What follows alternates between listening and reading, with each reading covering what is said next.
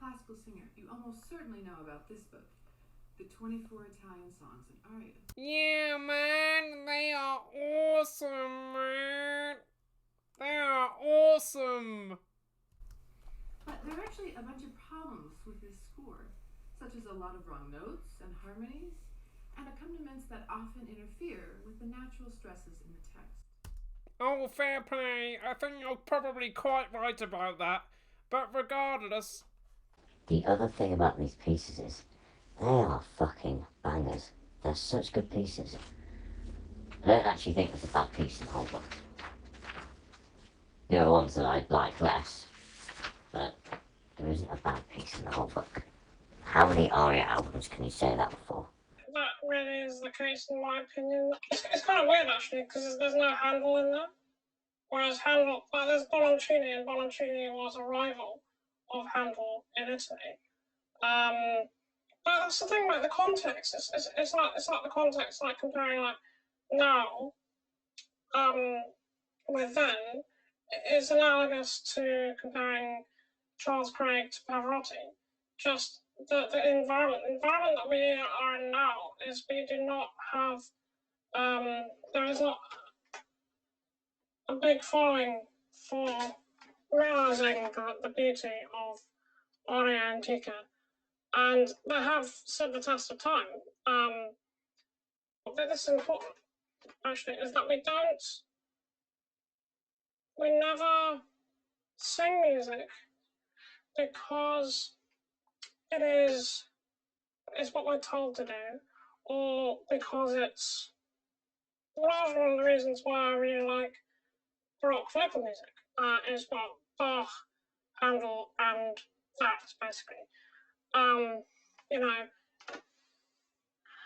if you're making sense of Monteverdi is actually from that book in my opinion.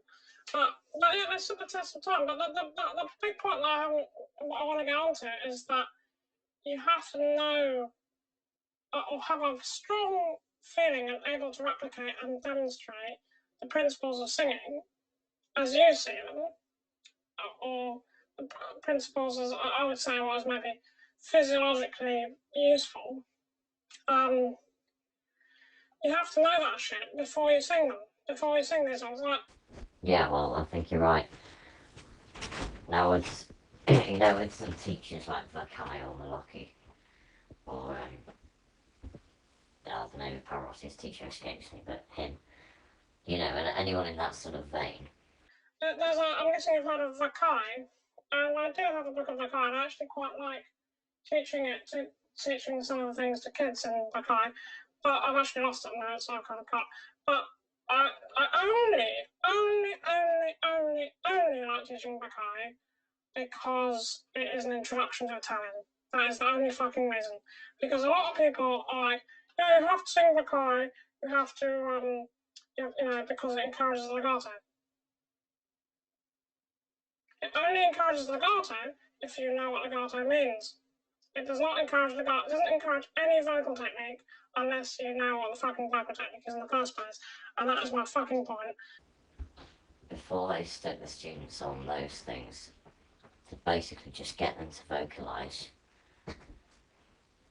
for maybe months before that, in the and sort of the aim of teaching, of instilling, what is legato, how do I negotiate that part of the voice where it starts to get higher, all of those things, and I think if it was done more strictly in that way, it'd be a lot easier. But you're relying, if you do it that way, you're relying on the student not having any bad habits to kick.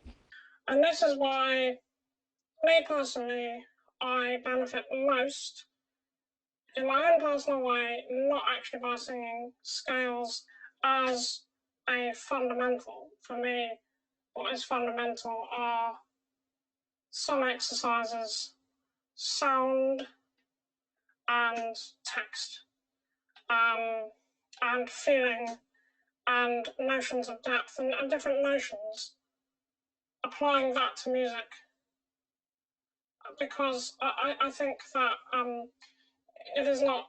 This is just. That's why it kind of pisses me off when a lot of singers are like, yeah, you just got to do the scales. Well, I only do the scales if it means something to you. I mean, you personally, I know you do scales, but it means something to you, and because you already know how to apply it, you've gone through with your teacher, it makes sense. For someone who doesn't have that perspective, it's not going to make sense.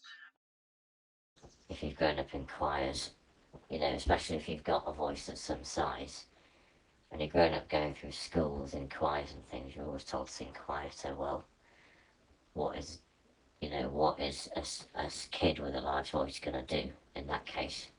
He's going to go really tight, and then you've got to work that out with the student. You know, I think that's partly my problem. I actually think that it would have taken me far less time if I'd not had to sort of unpick all of those things that, you know, all of those mechanisms I had to survive through school choirs. You know, in Italy it's different. I hardly ever told to sing quieter. And some other countries, like Russia as well, like their choirs quite loud.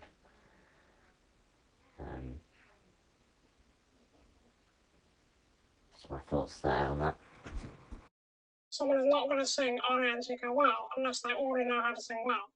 It basically, I think they provide a platform for you to. It's just like learning new music. That's all it is, in my opinion. And it is obviously the Italian language is just so useful. And I suppose there is a sense that the music going up and down is beneficial. But that's not comparable to the importance of vocal technique before the music.